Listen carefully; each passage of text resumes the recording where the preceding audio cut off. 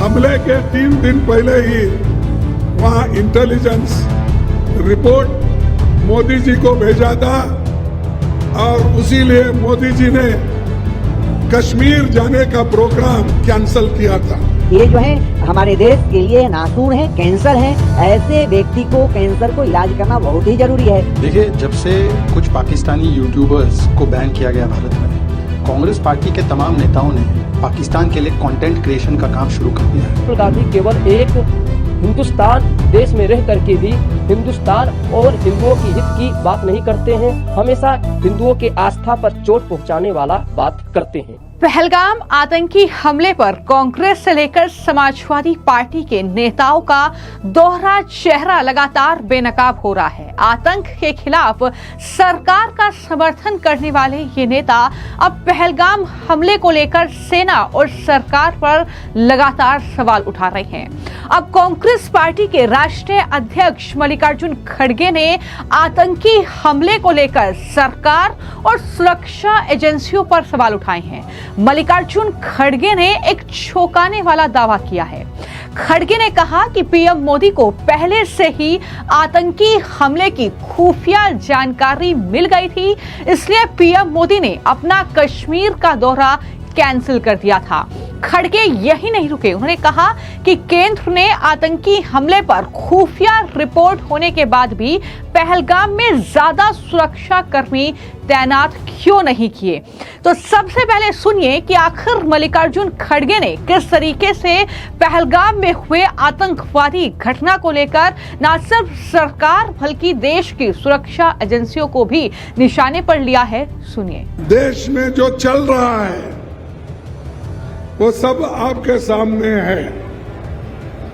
22 तारीख को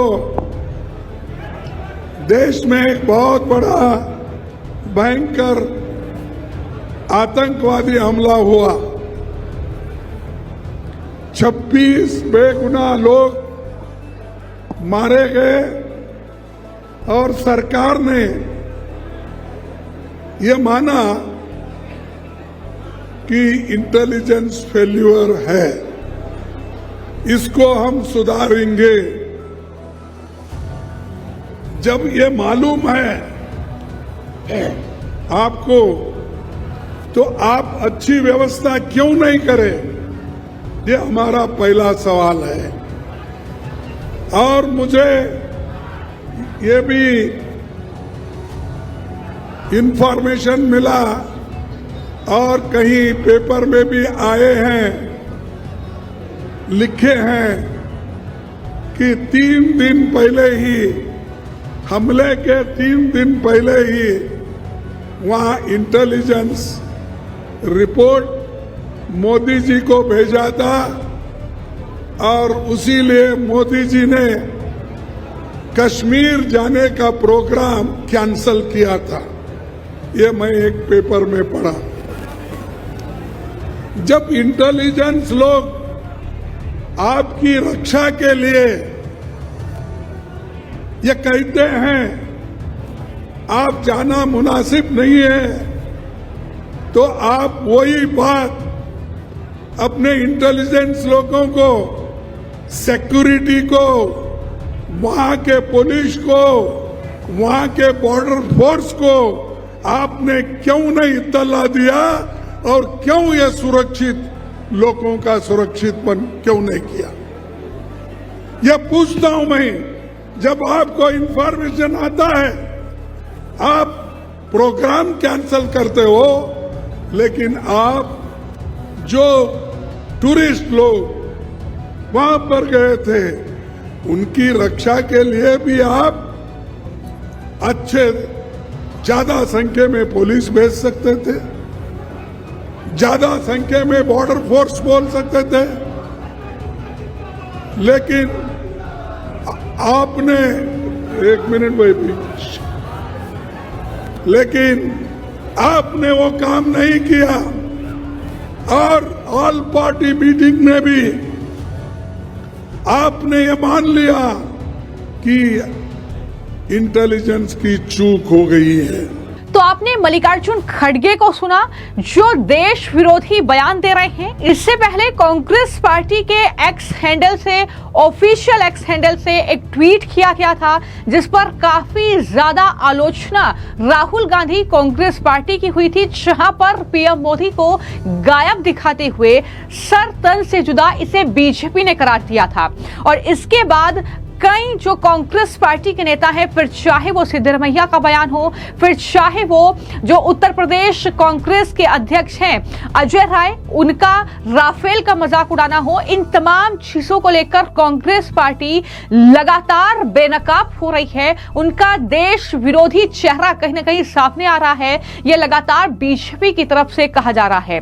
वहीं पर समाजवादी पार्टी के प्रमुख अखिलेश यादव भी पीछे नहीं है, वो भी लगातार पाकिस्तान और पाकिस्तान समर्थित इन आतंकवादियों को क्लीन चिट दे रहे हैं। और अखिलेश यादव के बाद अब उनकी राह पर चलते हुए उनकी पार्टी के नेता लाल बिहारी यादव ने आतंकवादियों और उनके आकाओं को क्लीन चिट देते हुए कहा कि पहलगाम आतंकी हमला पॉलिटिकल ढंग से कराया या फिर किया गया है।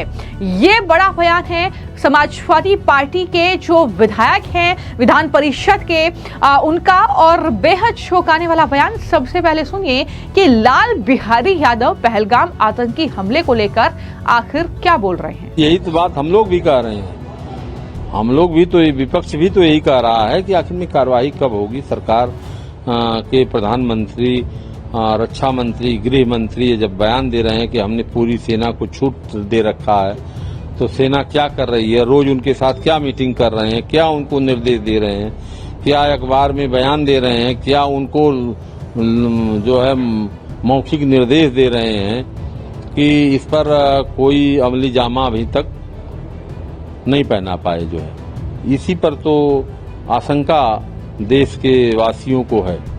देश के सभी लोग जो है भारत देश के साथ खड़े हैं। भारत देश के साथ किसी भी अन्याय और अत्याचार के खिलाफ सारे लोग जब खड़े हैं और सरकार को यह भरोसा दिला रहे हैं, तो सरकार क्या सोच रही है, क्या कर रही है, वो जाने जो है। तो जैसे ही समाजवादी पार्टी के नेता की तरफ से ये बयान दिया गया, इस पर जो बीजेपी के राष्ट्रीय प्रवक्ता हैं शहजाद पूनावाला, उन्होंने पलटवार किया और जाहिर तौर पर एक बार फिर उन्होंने विपक्ष को घेरा। देखिए, जब से कुछ पाकिस्तानी यूट्यूबर्स को बैन किया गया भारत में, कांग्रेस पार्टी के तमाम नेताओं ने पाकिस्तान के लिए कंटेंट क्रिएशन का काम शुरू कर दिया है। अभी हमने देखा कि चन्नी जी ने सर्जिकल स्ट्राइक पर सवाल उठाए, सेना के मनोबल पर हमला किया।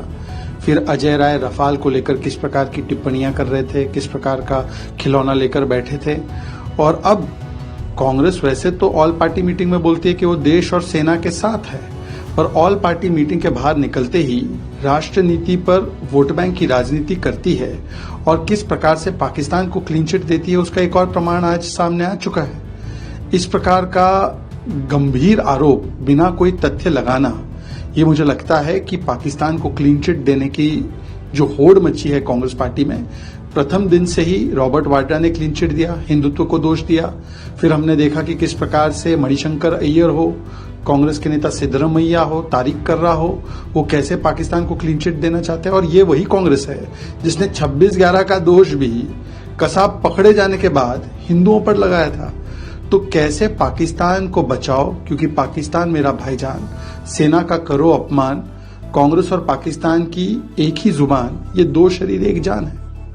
देखिए, अखिलेश जी वैसे विदेश से पढ़े हुए हैं, उनको इतना तो ज्ञान होगा कि उनके परिवार की सरकारें जब चलती थी तब कट्टे के कॉरिडोर थे, उत्तर प्रदेश में भी और पूरे देश में।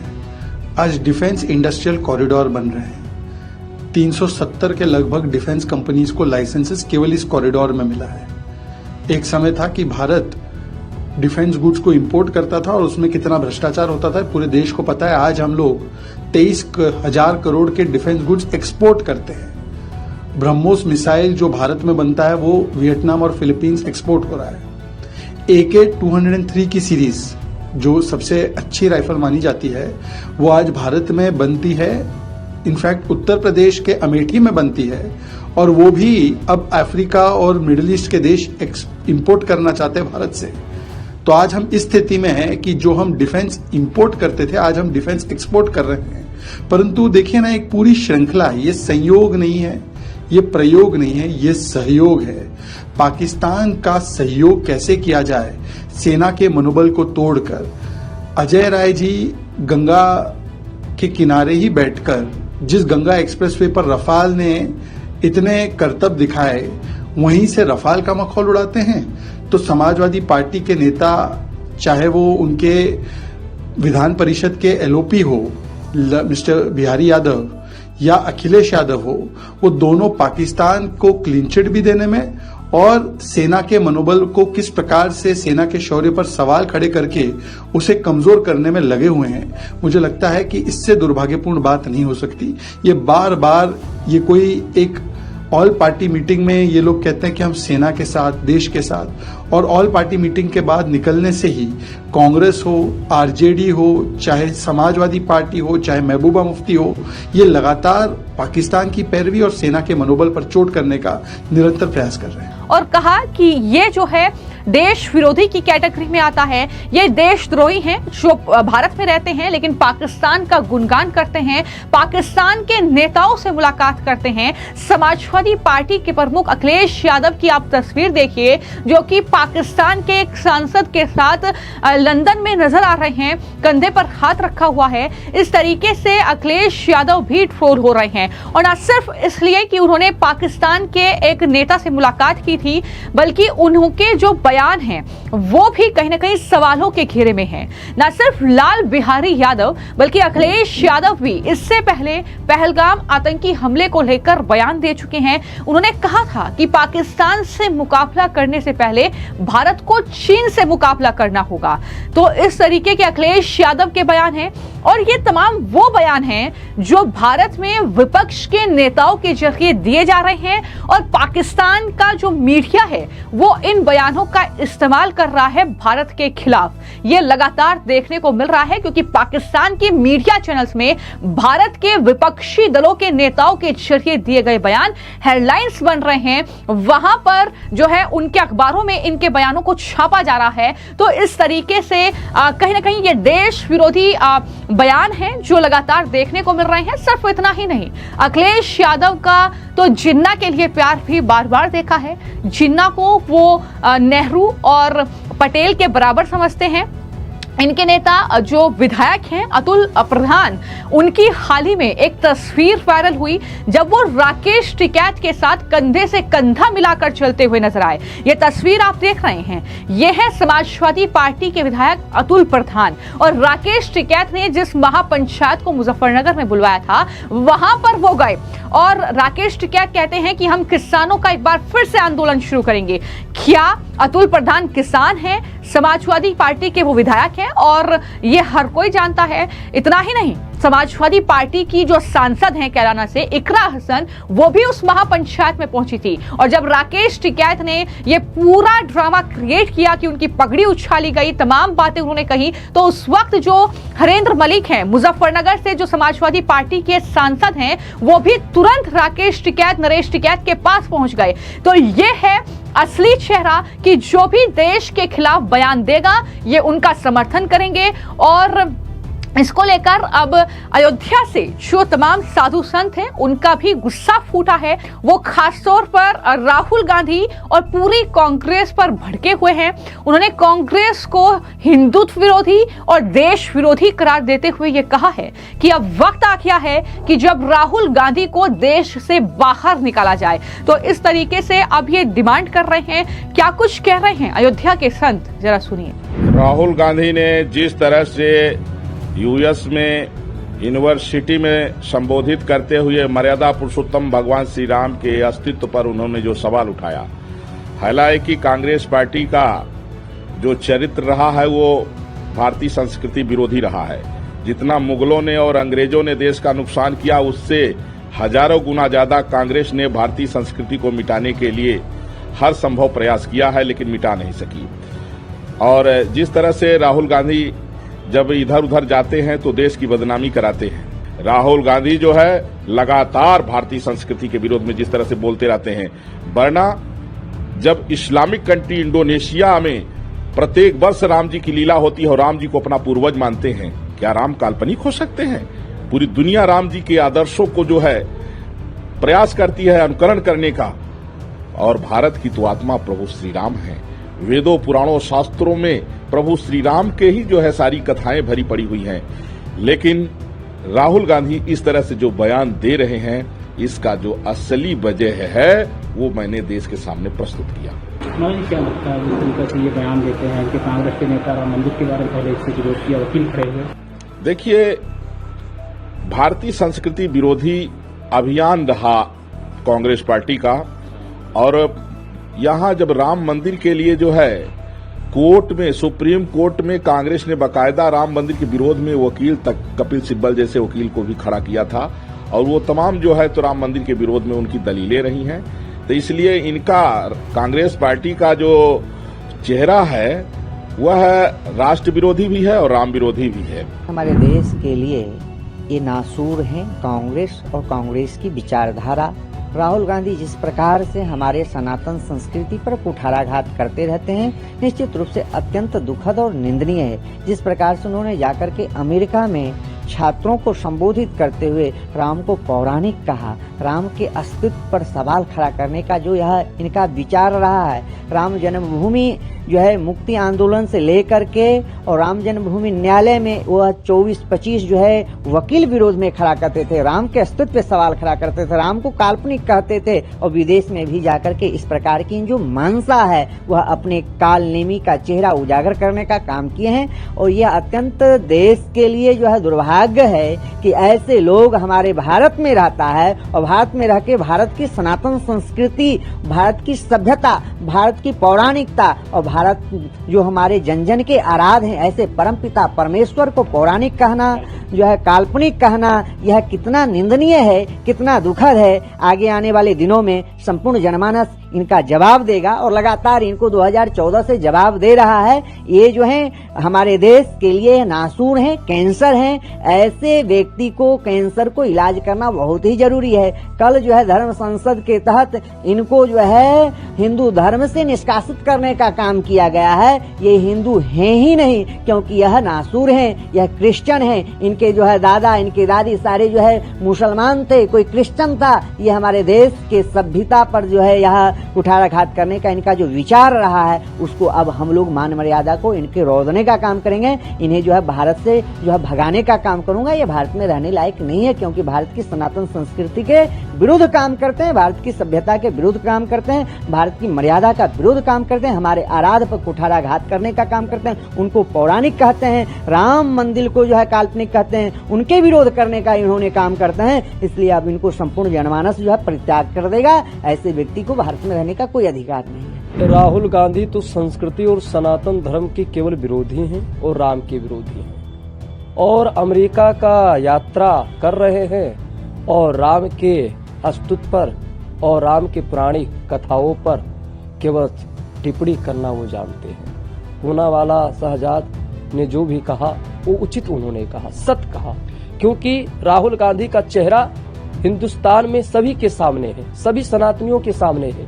जिस तरह राम मंदिर के लिए विरोध करना, राम पर विरोध करना, राम को काल्पनिक समझना और हमारे देवी देवता पर उल्टा सीधा टिप्पणी कर देना और संसद भवन का अपमान कर देना, इस तरह का सामने घटना आया है राहुल गांधी का। इससे साबित हो चुका है कि राहुल गांधी जी भारत के अखंडता को समाप्त करने में तुले हुए हैं, और राहुल गांधी केवल एक हिंदुस्तान देश में रह करके भी हिंदुस्तान और हिंदुओं की हित की बात नहीं करते हैं, हमेशा हिंदुओं के आस्था पर चोट पहुंचाने वाला बात करते हैं, जिससे हम सभी सनातन भाई और हिंदू मानस दुखी होते हैं उनके बयान से।